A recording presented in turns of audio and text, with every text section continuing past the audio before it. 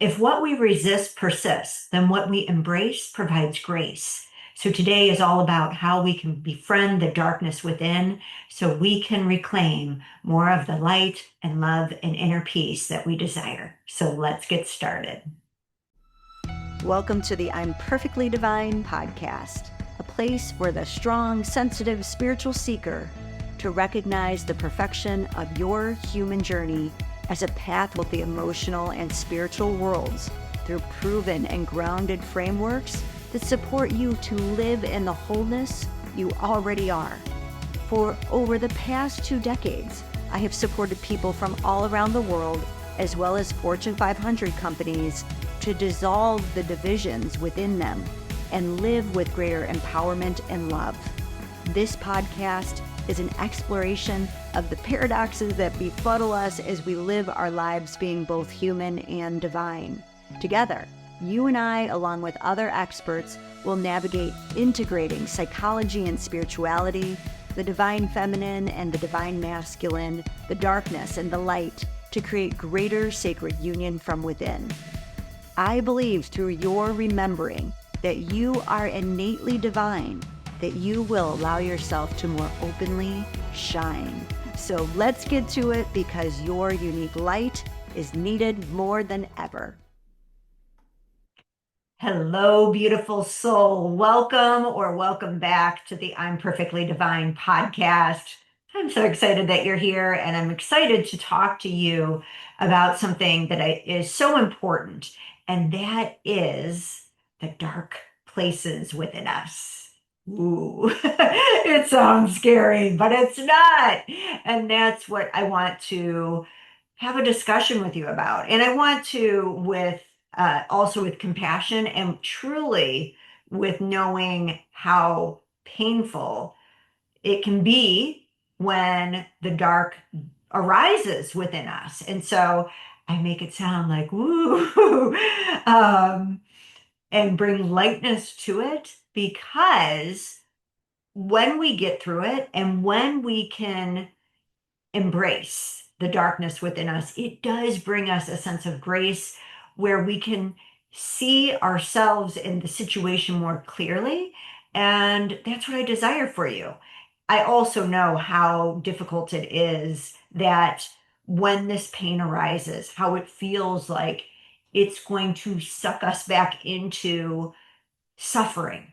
And being human, you have likely suffered, have gone through some form of suffering that you're trying to avoid. And it's normal. I try to avoid it too, even though I teach people about this path. But shifting from that avoidance to embracing is something that I'm learning to do with greater and greater ease. And I want to share with you how to do the same, because all of this really is a skill set that we can learn. And I want to give you today the step by steps about what to do when you feel that darkness lurking and how to go towards it rather than do all the avoidance, all the self destruction, the things that we do that hinder us from really experiencing the grace and peace and love and light within us.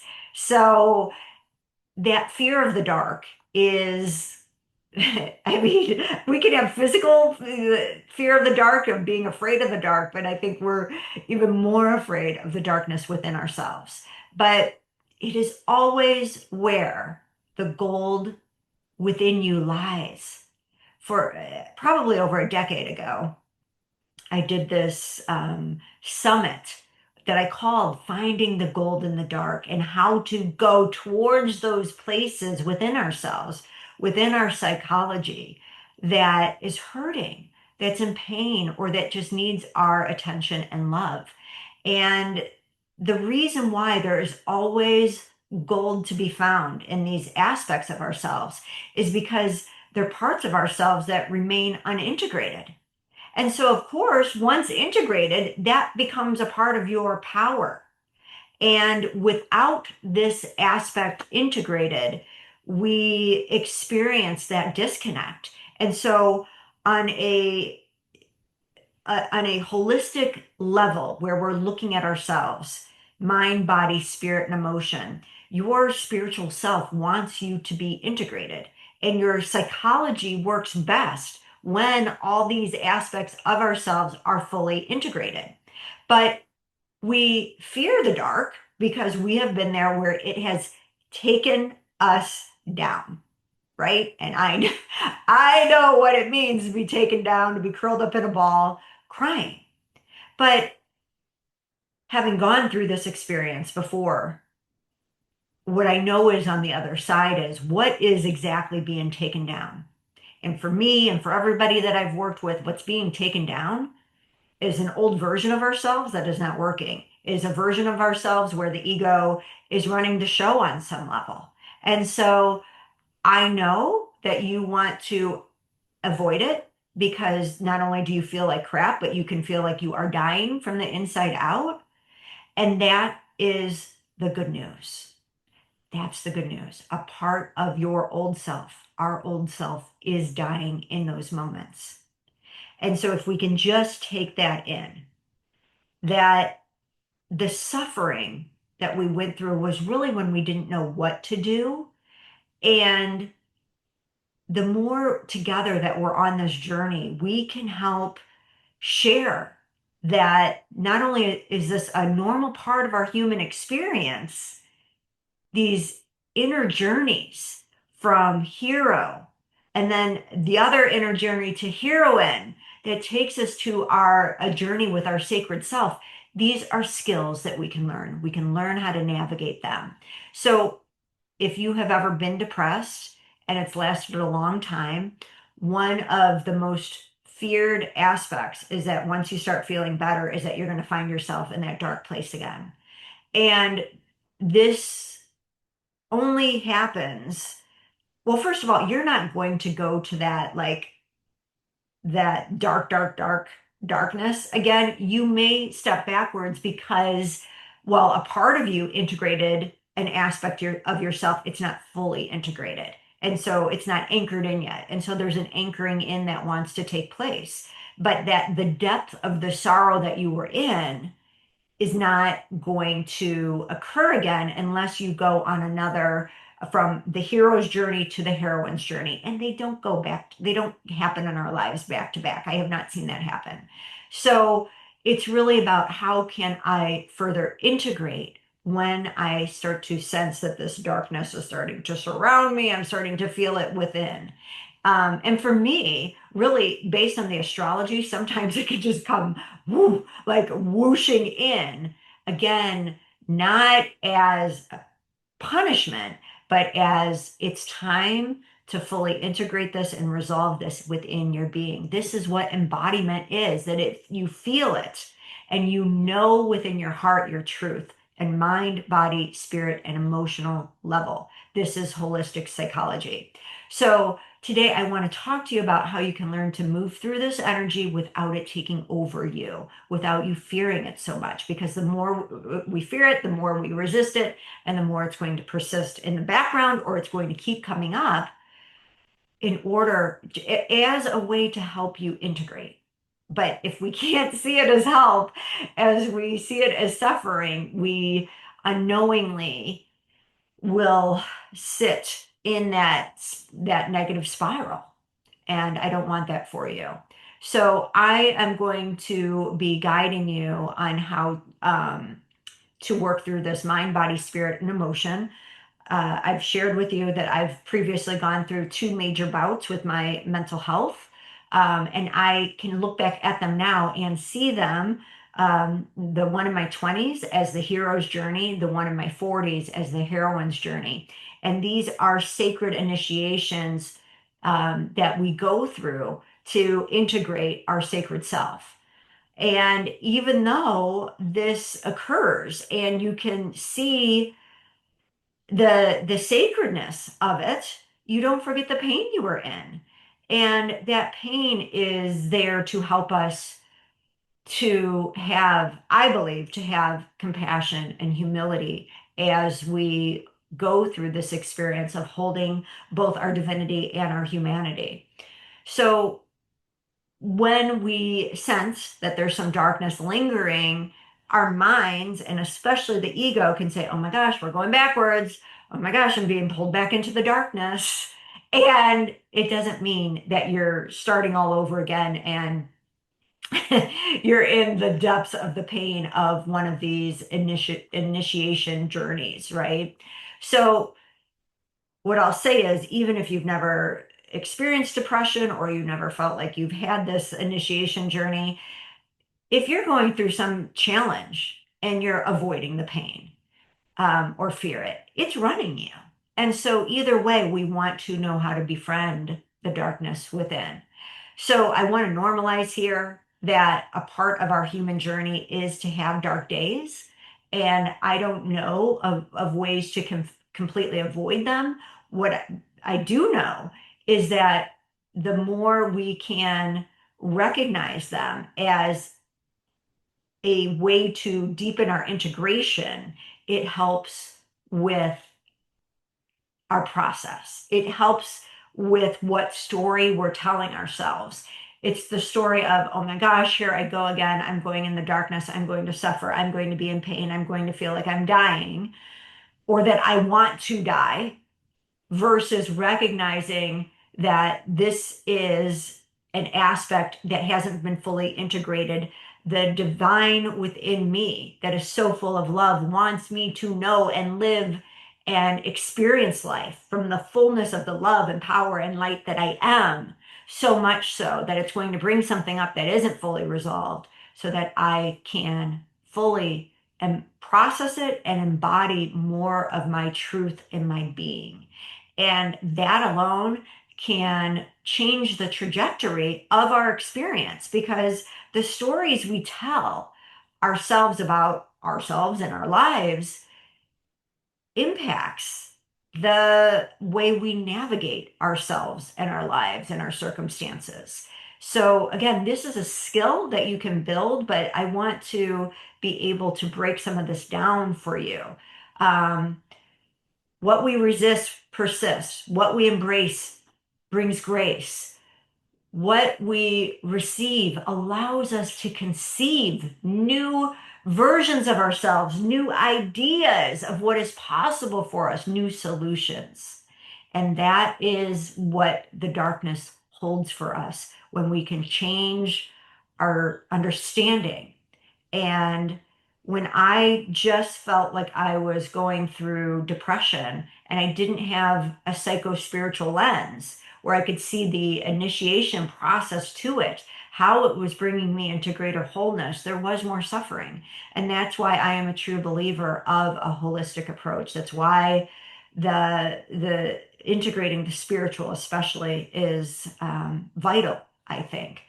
I also want to discuss how confusing it can be about mindset, because mindset is very important. Like what we're talking about here is having a different mindset around the darkness and around this being an initiation process and how to anchor in more truth in our being, right? There's a mindset there, but it has to be believed. So the thing about mindset is you can't force it. Like I don't think mindset is like the full expression, because we get, when we say mindset, we're getting caught in the mind, but it's more a belief set that we want to be talking about here. It's a belief set. And so, yes, we can work with our minds, but when an emotion, and especially a negative emotion, starts to take over, you want to go with the flow of that.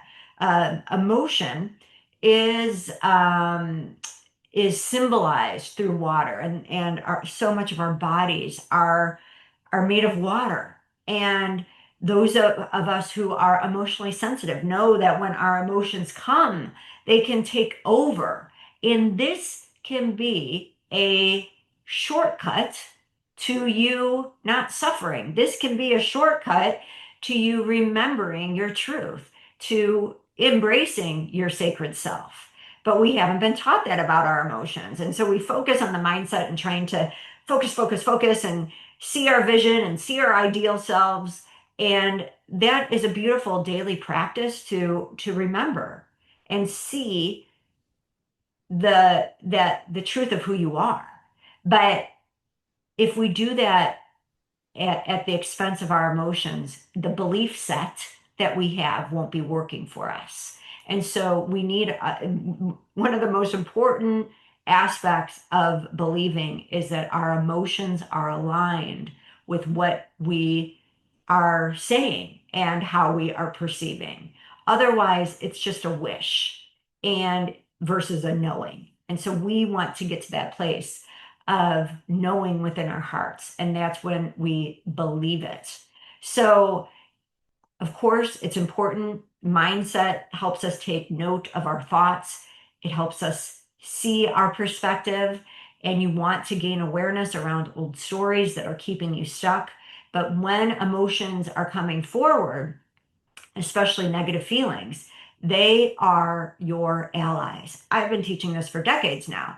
Your emotions are there to help you understand where you have a belief that is out of alignment with where you see the expression of yourself moving towards, what you want to create next in the world.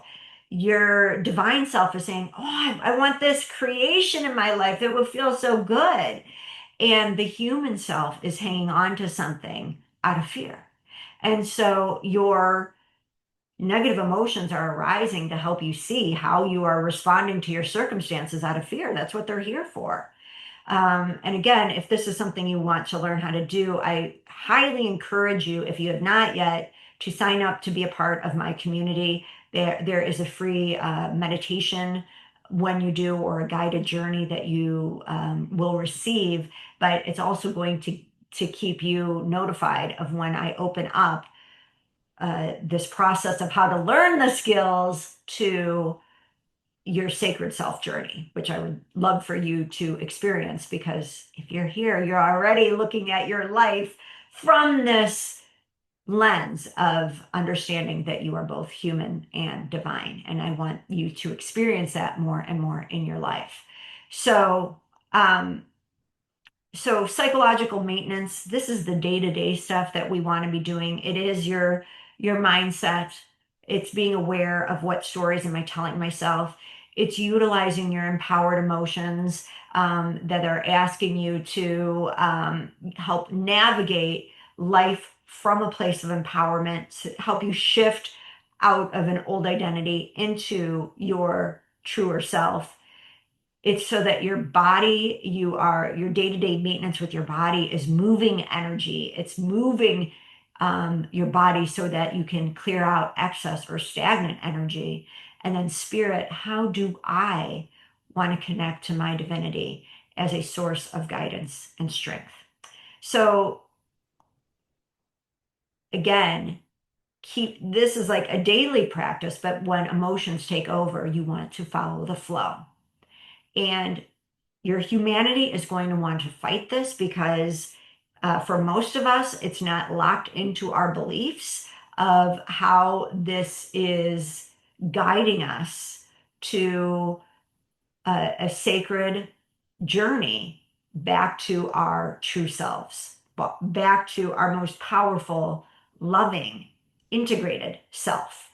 So, as much as I'm afraid that I will end up back in the land of suffering and get stuck there, there is a deep, deep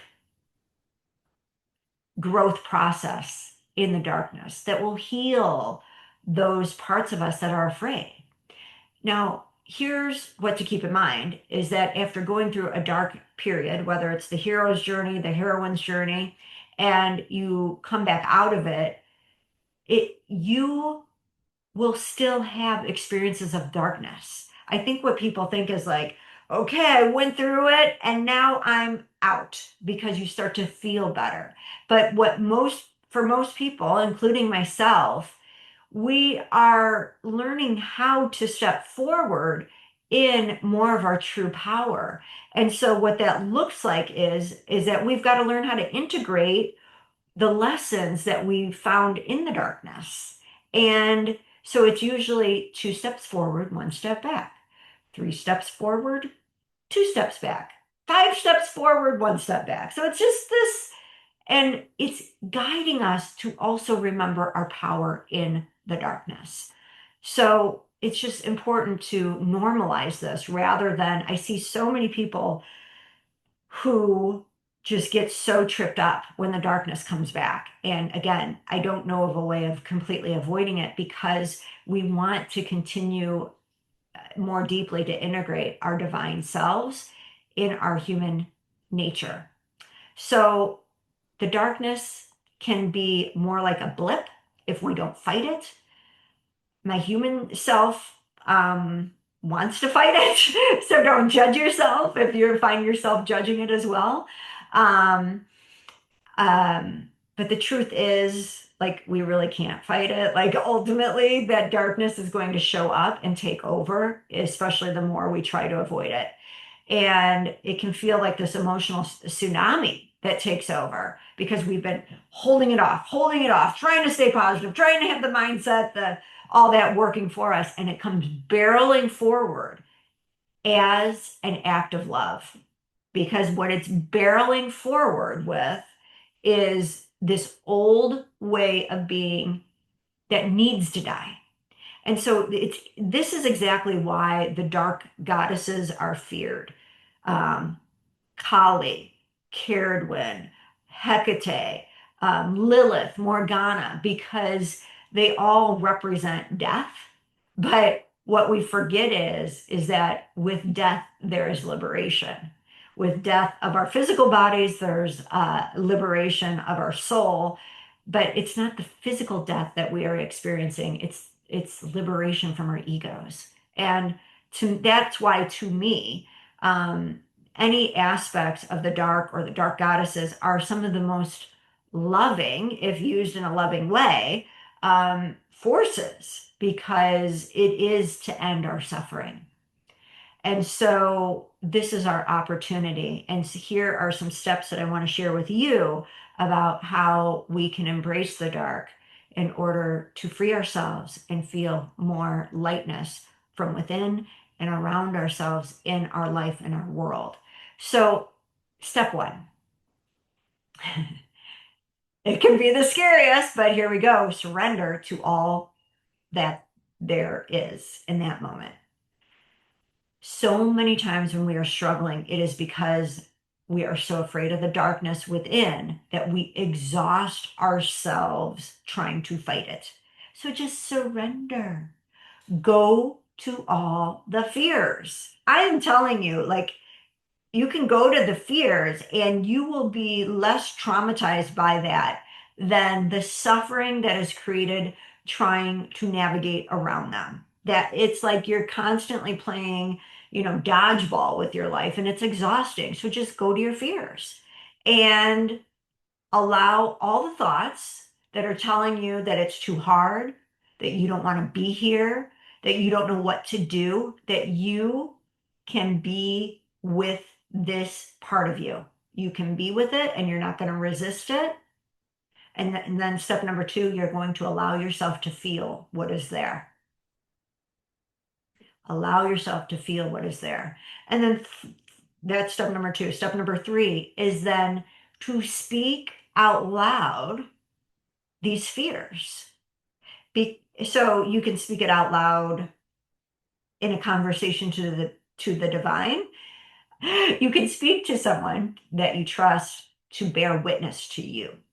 Someone that's not going to try to fix you, someone that doesn't see you as broken, but just understands that this is the darkness coming in to guide you to more of your truth. And so speaking it aloud is this way of you knowing that you can be with this part of you without judgment. And there'll still be some judgment there. I mean, there's still judgment there for me, but it's like, it's a knowingness that you speaking this aloud does not make you less than. It is just a part of you that needs to be seen, understood, and witnessed. Okay. Step number four, stay conscious in your pain. What this means is we're not going to start eating gallons of ice cream. We're not going to go to alcohol. We're not going to do addictions you are going to be with your pain from your heart. So think of how you would be to a wounded animal, a pet, a child. That is what it means to be with your pain from your heart without judgment and just allowing yourself to be in this human condition of your pain. Step number 5, share your needs with the divine within you. Ask this part of you that knows you are the divine or that believes in the divine to intercede with greater wisdom, that you need this greater wisdom to come through you. And then don't expect it in that moment. Step number 6, you're just going to rest. What you are going through is a layer of ego death, and it is exhausting. So allow yourself to rest, get some good sleep, go to bed early. And then step number 7, which may be one of the most important, is to awaken in the knowing of your truth. And what this means is you are not going to awaken saying, oh my gosh, here I am again. I'm in the darkness. This day is going to suck. No. You awaken with the knowing that all is well with your soul. All is well with my soul. There is a song in the Christian church that is named All is Well with My Soul. I think I've shared this before, but it's like no matter what is happening on the external, internally, you are not broken. And it's remembering this. And then before you get out of bed, in your knowingness, see and claim the next piece coming together for you. So what is this next piece? It's not like, okay, I've felt so much pain because I've put myself out there and I still can't get my soulmate and I haven't found that person. And so now today's the day I find my soulmate. No, no, no, no, no. The next piece that we're going to claim is that we are understanding that rather than look to the external to prove my lovability, the next piece that I'm claiming is regardless is what is happening on the outside, what has happened, that I know my lovability. I know how lovable I am, and there is nothing to prove in the external. I just know it. And so this place after going to the darkness and awakening is allowing yourself to truly like allow a veil to be uncovered and and allowing in more of your truth and wisdom. So if you don't know what that next step is, just stay in bed a moment longer and go to your heart and ask that the next veil be lifted for you. I see the next veil being lifted for me and envision it. You can even make a movement with your hands over, going from your heart over your third eye, over your throat and your third eye and your crown. And you're able to see from the higher chakras more of the truth in your being. And so you're allowing yourself to see from your heart and your truth and a clear perception and the knowingness of who you are, more of your truth. And then step out of bed, knowing more of your truth will be revealed in the next day or two. And just go about your day with this knowingness within you, with peace within you. So one thing I will say is if you find yourself going through a lot of darkness, I highly encourage that you are seeking some sort of support, some sort of program that will help you to know yourself better. That is ultimately what I believe our mental health journeys are about, are guiding us to know ourselves better, both in our humanity and our divinity, and ultimately in the sacred union of these aspects of ourselves. So our human journey is to connect with our divinity to help us to remember the truth of who we are. We don't have to white knuckle our way through life. And I highly encourage us not to do that, because forcing our way through everything is, it's just not fun. Um, I know that people say, like, we've got to keep our frequency elevated, right? But our frequency is something that we cannot fake. And so you are elongating your pain and suffering and a disruption in the frequency of the truth of who you are when you try to avoid the darkness. So by going into the darkness, just remember that this is where we learn, where we release that which will that which is out of alignment, so that we remember how to realign with the frequency of your unique divine nature. That's what all of this is about. And to do so with greater and greater and greater ease, which you're learning. And so ultimately, that at some point your frequency remains consistently steady.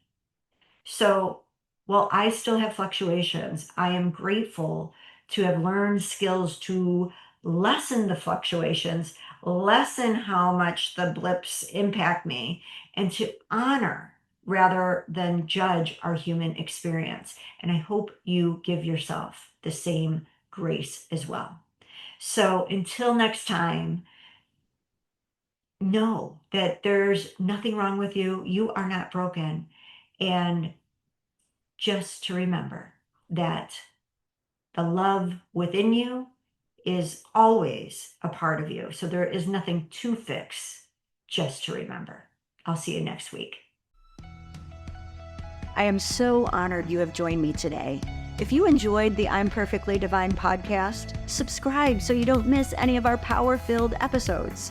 Also, if you know another who is strong, sensitive, and spiritual, and wants to dive deeper into emotions and ancient wisdom so they too can create profound peace and fulfillment from within, please share this podcast. Thank you again for joining me, and I look forward to reconnecting with you soon.